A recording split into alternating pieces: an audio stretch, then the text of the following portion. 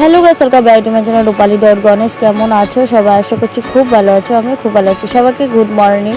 তো সকাল সকাল ঘুম থেকে তো এখন বাজে 8টা, আর আমি হলো রান্নাঘরটা লেপে নিলাম ভালো করে। এই দরজার সামনের থেকে ভিডিওটা শুরু করলাম, কিচ্ছু করার নেই। ঘরটা যেহেতু লেপতে আমার ভীষণ ভালো লাগে, কিন্তু ঘরের কিন্তু এত অবস্থা খারাপ, তো ঘরের লেপলাম আর কি। কী করবো, আজকে যেহেতু মনে করেছিলাম যে রবিবারে লেপেছি, তো যেহেতু ঘরটা আনে না, তো তাই ভাবলাম সোমবারে আর লেপবো না, খালি ঘরটা মুছে নেব। তাই আমার এত ঠাকুর যেহেতু সোমবারে শিবরে, আর যেহেতু সোমবার শ্রাবণ মাসের সোমবার আসলেই আমার যত যুদ্ধ শুরু হয়, সংসারের যুদ্ধ সকাল থেকে এমনি শুরু হয়ে গিয়েছে। তো যাই হোক, এখান থেকে আর কি করে নিলাম যে মুরগি আর কি বিটে আস্তা ঘর রাখলো না, আমার বরমশাই যত কাজ আমার জন্য বাড়িয়ে রাখে। তারপরে আর কি ঘর মুছলাম, আর এগুলো বাসন টাসন আগেই ধুয়ে নিয়েছি, উঠানের সামনেটা একটু ঝাড়ু দিয়ে দিয়েছি।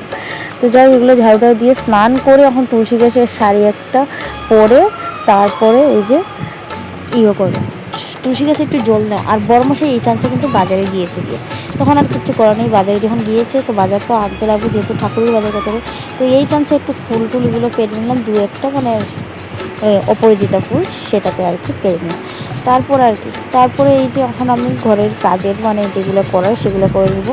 তারপরে এখন একটু ঠাকুরের বাসনগুলো মেজে নিচ্ছিলাম, আর এই যে দেখতে পাচ্ছ আমি ঝটপট করে ঠাকুরের বাসনগুলো মেজে নিই। সার দেখি নেই, তো কিছু করে বাসন মাজা বাসনে মাজছিলাম, কারণ যেহেতু পরিষ্কার না রাখলে আমার একদম ভালো লাগে না, তো সেইভাবে আর কি পরিষ্কার করে নিচ্ছিলাম বাসনপত্র। আর এই যে এখানে ধুয়ে নিচ্ছিলাম, যেহেতু ঘাটে নিলে আর তোমাদের সাথে শেয়ার করতে পারবো না বাসন ধোয়াটা।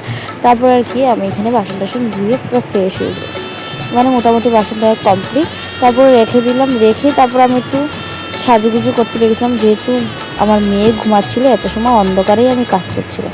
তারপরে আর কি মেয়ে যখন ঘুমাচ্ছে এই চান্সে আমি সিঁদুর টিঁদুর দিয়ে, তারপরে এদিকে দেখি উত্তর দিকে তো আর সিঁদুর দিতে পারে না, তাই পশ্চিমে দিকে সিঁদুর, উত্তরে দক্ষিণে সিঁদুর কোনো সময় দিতে নাই। যে আমি সদবা মানুষকেও বলছি উত্তরে সিঁদুর কোনদিন সিঁদুর দিয়ে না, উত্তরে দক্ষিণ দিকে খুব খারাপ, দক্ষিণ দিকটা খুব খারাপ জিনিস। তো এটাই আর কি, পূর্ব পশ্চিমে দিতে লাগে। তো দিয়ে তারপরে আবার আমি আলতা দিতে বসে পড়লাম। আলতা দিয়ে এখানে করলাম, আলতাটা ভীষণ ভালো লাগছে না আমার পায়ে, আমার আলতা না দিলে ভালো লাগে না পায়ে। তো যতটুকু আমার সোনামা দেখি এদিকে উঠে পড়েছে, কিছু করার নেই। উঠে তারপরে আর কি ব্রাশ ট্রাশ করিয়ে নিব। তো ব্রাশ ট্রাশ করিয়ে নিচ্ছি আমার সোনা মাকে, ব্রাশ করানোর জন্য একদম বাইরে গিয়ে যে দাঁড়িয়ে পড়লাম দেওয়ার জন্য। তারপরে ফ্রেশ করে তারপরে চলে আসলাম ঘরে, এসে চুলটা একটু ঝেড়ে নিলাম, ঝেড়ে নিয়ে দিয়াকে খেতে দিয়ে দিলাম।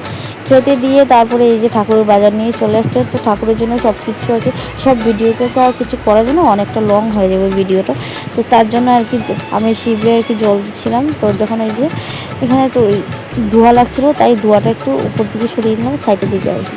তারপরে আর কি শিবরে জল দিচ্ছিলাম ধূপকাঠি মোমবাতি জ্বালিয়ে, আর এখানে হলো এই যে সব কিছু দিয়ে ফাইনালি দিয়ে দিচ্ছে। তো আমার মতন কে কে শিব পূজা করো একটু কমেন্ট করো প্লিজ, বলবে। তো আমার তো ভীষণ ভালো লাগে, পূজাবালি করতে আমার ভীষণ ভালো লাগে, পূজাটা আমার সবচেয়ে বড় মাস্ট। তো আমার খুব ভালো লাগে শাড়িটারি পরে পূজা দিতে। তো ঠাকুরের আশীর্বাদে আমি পুজোটা দিইও, আমার যেটা কর্তব্য সেটা আমার করতেই লাগবো, ভগবান তো আমাকে পাঠিয়েছে এইসব কাজ করার জন্য। তো যাই হোক, আমার পূজাটা ভালো লাগে, আমি বাবার বাড়িতে এরকমই দিতাম। তারপরে আমার বড়মশাই দিল, এই সপ্তাহে তো আমার ছেলে নেই, গতকালকে গিয়েছে মামার বাড়িতে রয়ে গিয়েছে। তো যাই হোক, কিছু করার নেই, আমার ছেলেকে আর দিতে লাগবে না, তো আমিই দিয়ে দিলাম তার নামে। তারপরে আর কি বরমশাই দিয়ে দিল। তারপরে বরমশাই এখানে শঙ্খ বাজাচ্ছে, আর এখানে একটু ঘন্টি বাজাচ্ছে, মেয়ে গামছা দিয়ে গা মুছে দিচ্ছে, গামছা দিয়ে বাবারে বাবা। তারপরে পুজো কমপ্লিট করা, তারপরে এখন বাটা নামিয়ে একটু প্রোগ্রাম করে নিলাম, করে তারপরে এখানে এলো এই যে প্রসাদগুলো নামিয়ে নিলাম, নিয়ে তারপরে এখানে হলো এখন প্রসাদগুলো বাটবো, যারা যারা দেওয়া দিব, দিয়ে তারপরে আমরা একটু খেয়ে নেবো।